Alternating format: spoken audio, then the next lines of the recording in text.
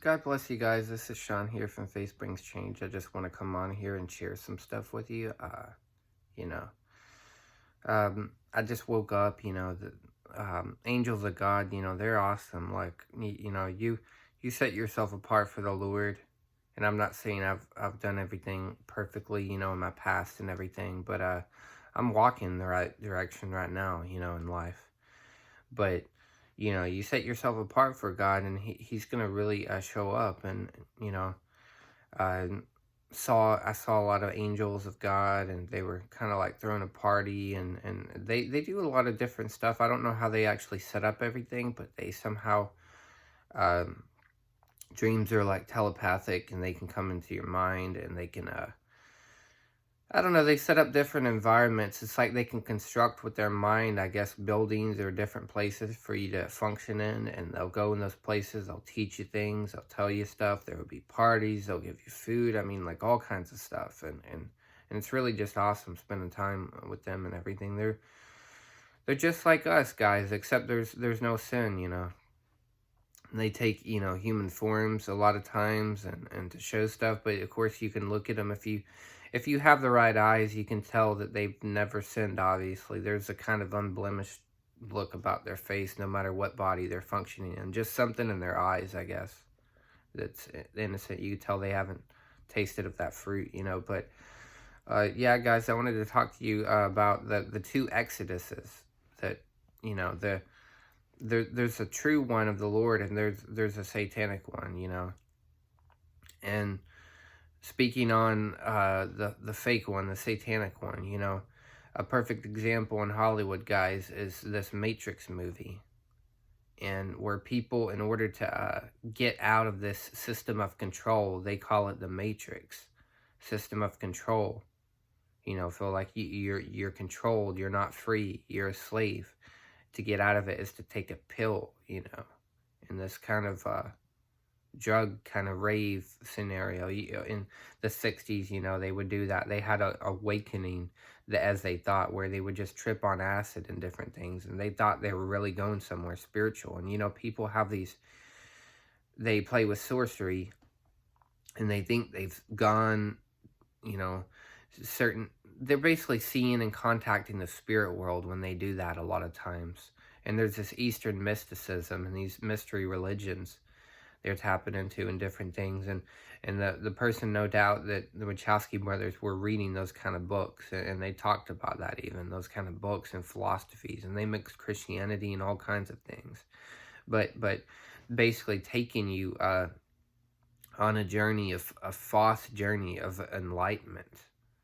So Satan knows the concept of the matrix itself, and the matrix means the womb, being trapped in a womb, being trapped in a body of control you can't get out of. That's really, all these concepts really in the purest state belong to God. But Satan had a lot of wisdom, guys. We forget when he took out of heaven, he was way beyond what we can think of now. A lot of stuff, it may seem like he has all this stuff new, but all this he got from like ancient times, guys. There was a book of Enoch or something that said a study on him, and Lucifer was going through some kind of course he was taking, and he only got through the second part of it, but he got a lot of knowledge from it, before.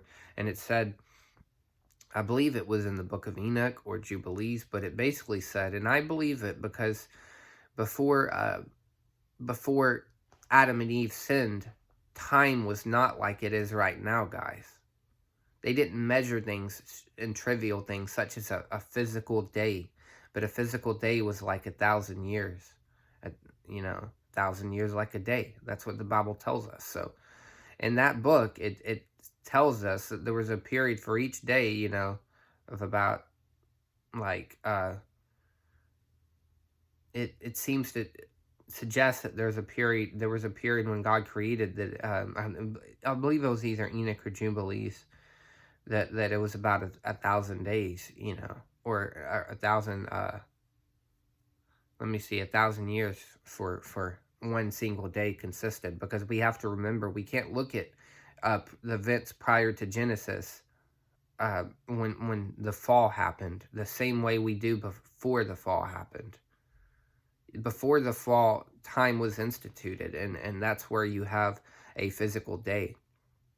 It tells you for sure that the Adam and Eve, after God created everything, there was a period of 7 years, and it says 7 years exactly, after that time of the 7 day of rest.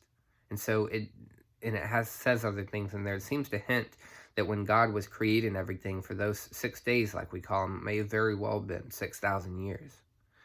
And I know people have a problem with that, but that doesn't rattle me if God were to do it that way, because his word says that a day is 1,000 years and 1,000 years a day.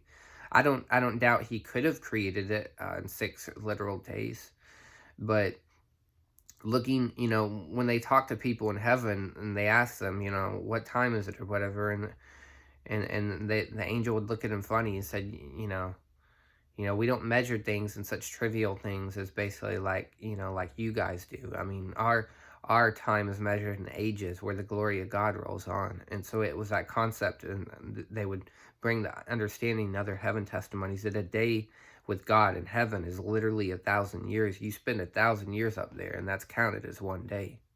And they say when Adam died, he died in that one day. It said he was 900 something or whatever, but he died in that one day because he didn't reach a full day, because 1,000 years is a day.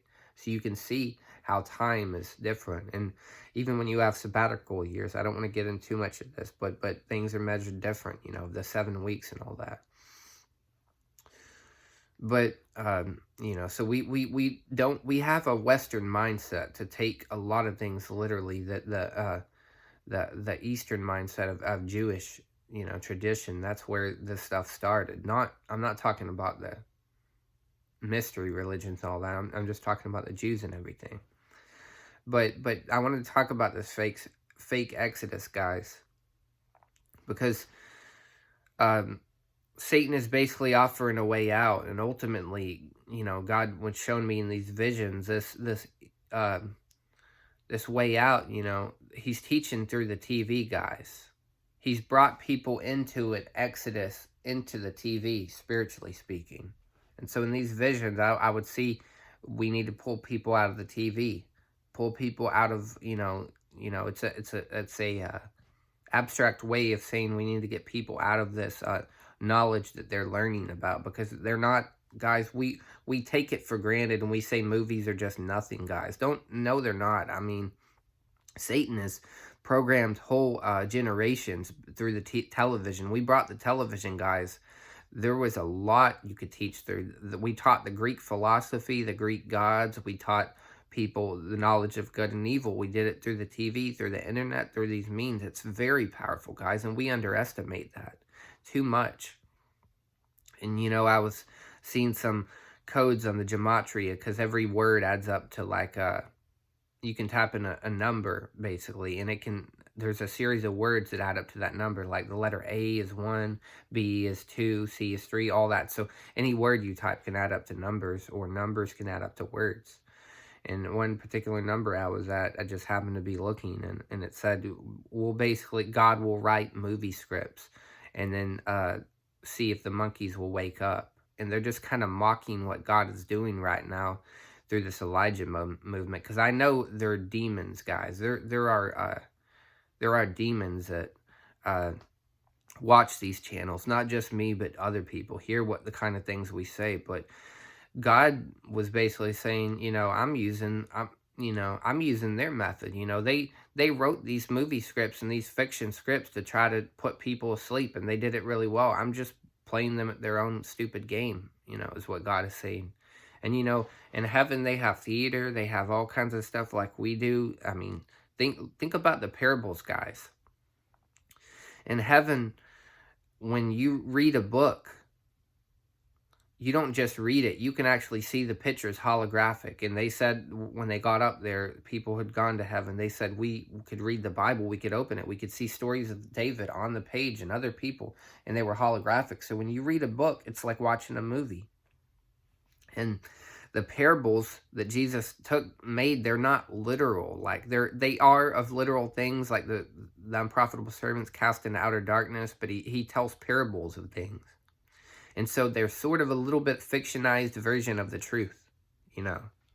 And so that's what movie scripts can be. But Satan, you know, he has a lot of lies in Hollywood. He's pumping a lot of truth and wisdom, but he has a lot of lies in it. So, you know, God is using the same thing. And what did he do in the Bible? He took a form of a cross, which represented death, and which was killing people, and he used it to bring life to people. God loves to turn, it says he'll turn darkness into light, you know, the crooked things into straight, you know, he'll cause all things to work together for good to those who love him. And he took a serpent in Egypt, which could represent lies and serpent spirits they were worshiping, and he used it, wrapped it around a pole, and whoever would lift it up, you know, believe on it, would be saved, you know. And he took all kinds of things, and like Jacob said, surely the Lord was in this place and I knew it not. And so the Lord is in the business of taking things that have destroyed people, meaningless things, and bringing something to it. You know, the whole order out of chaos, that was actually God's idea originally, because in the beginning of Genesis, the earth was formless and void, and then he said, let there be light. There was light, and he spoke order into it. And so the devil just copies him.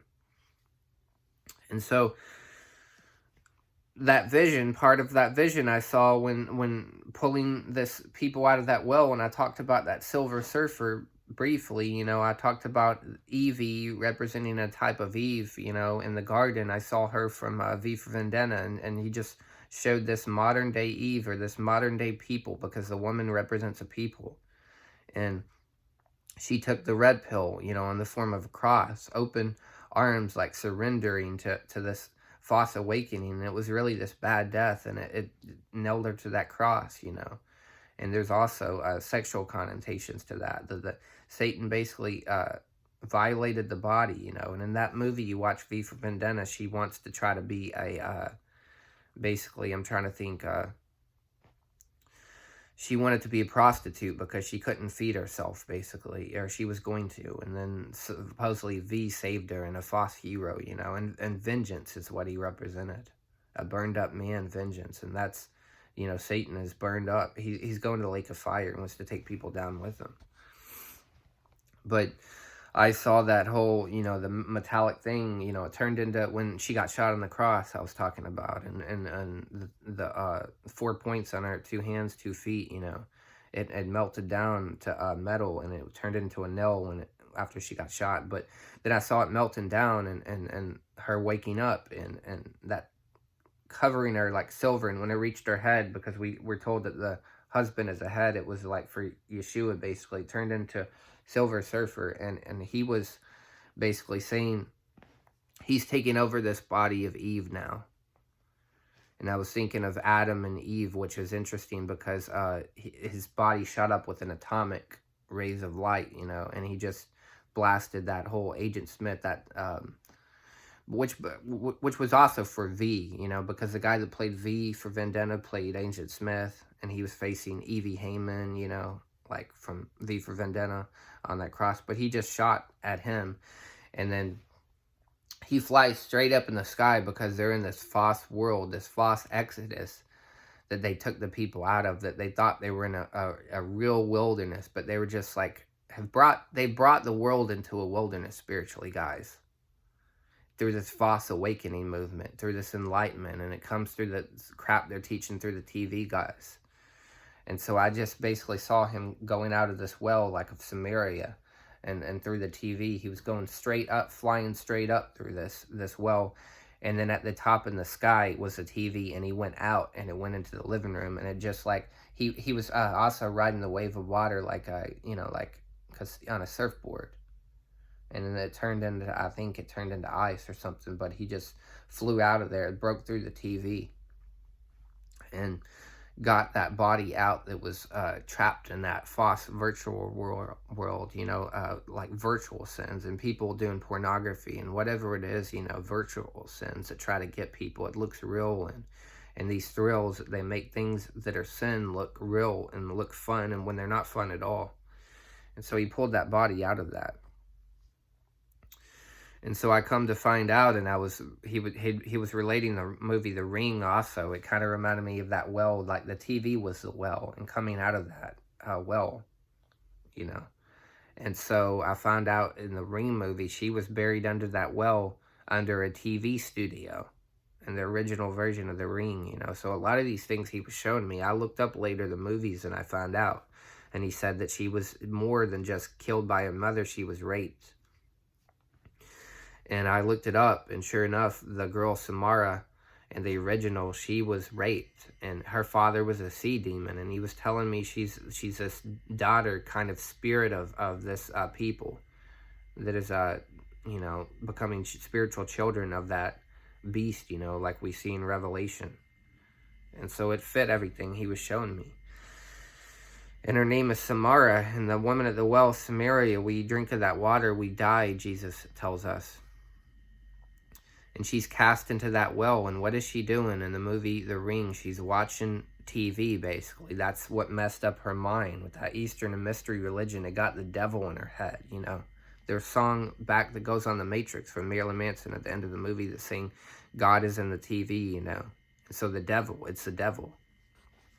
And Marilyn was poking fun of evangelists and different things, that they take your money, God is in the TV, but it was really a double whammy. Satan was saying he's in the TV also, and he's really that God of the, you know, the false Christianity and stuff.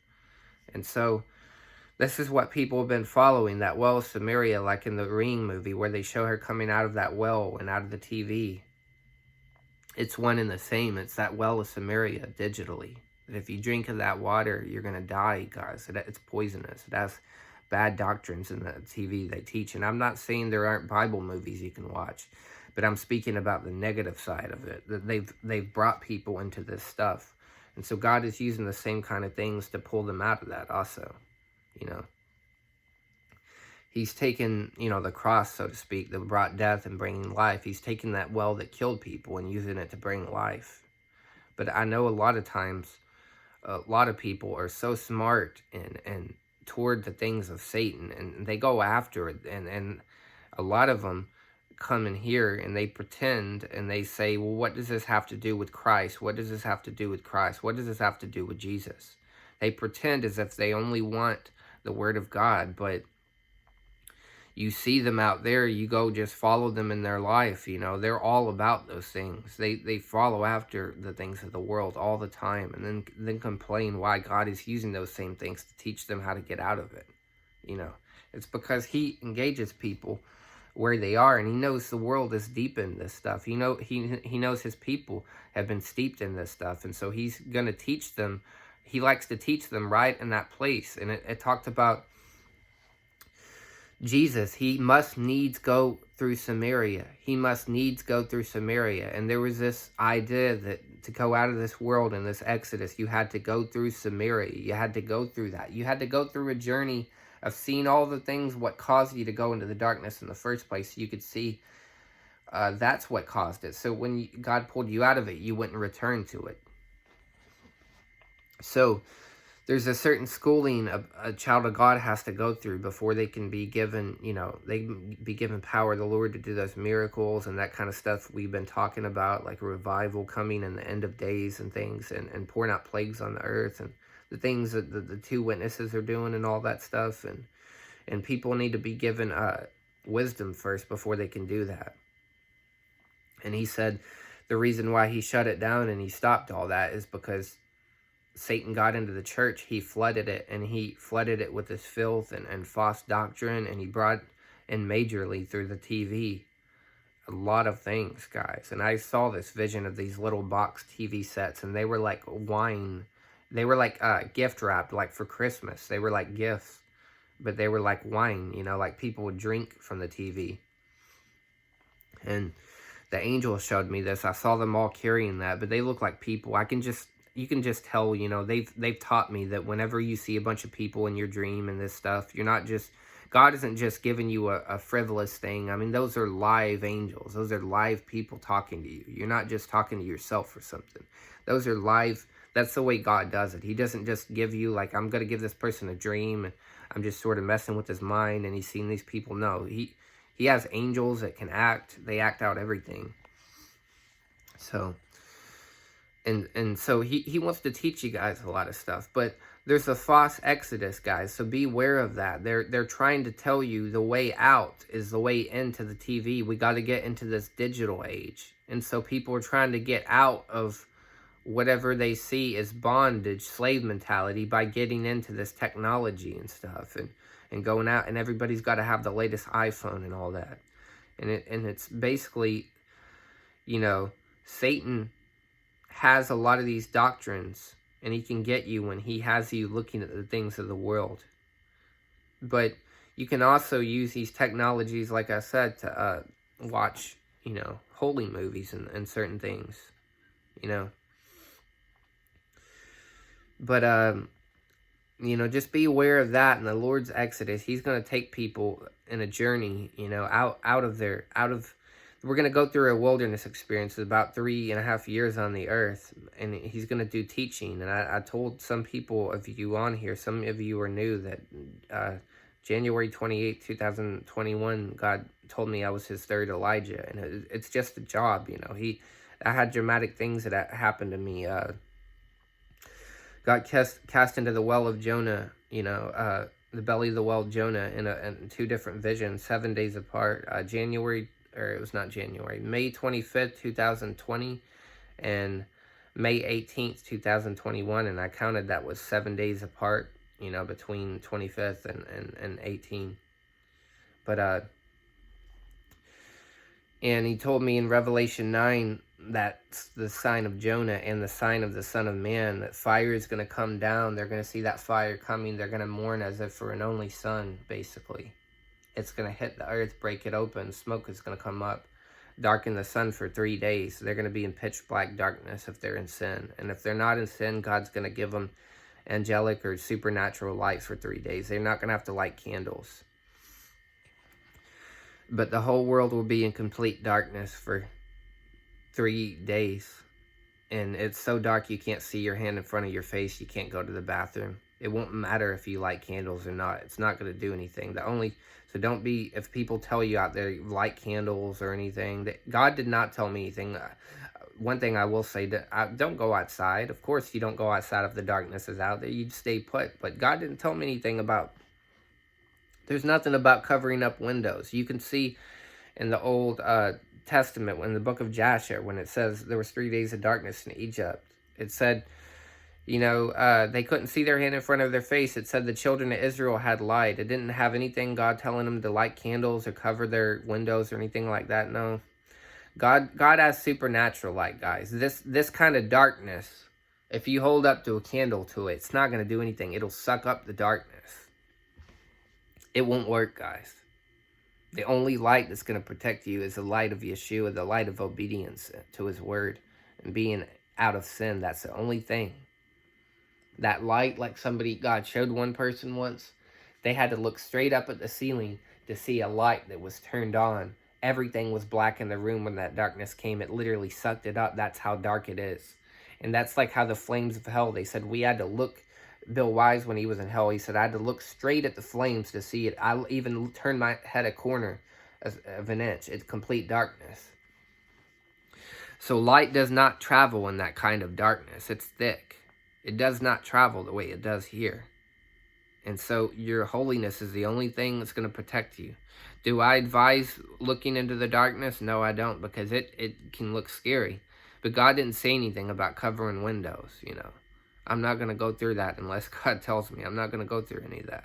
Because he didn't tell the children of Israel to do that, you know.